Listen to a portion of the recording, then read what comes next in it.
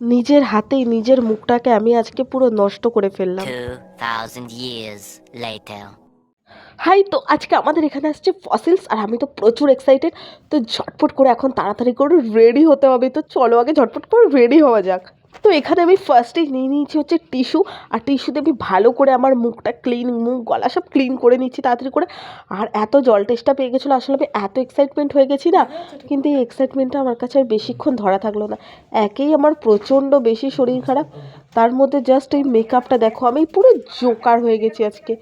এইভাবে আজকে আমাকে যেতে হয়েছে, আমাকে কি বাজে লাগছে, আমাকে কেউ বলেও নি। মানুষ শুধু কেমন হয় দেখো, আমাকে এতটা খারাপ লাগছে, কেউ একবার বল। আমি তো আয়না দেখিনি, আমি বুঝতে পারিনি যে এরকম লাগছে, আমি এইভাবেই বেরিয়ে গেছি।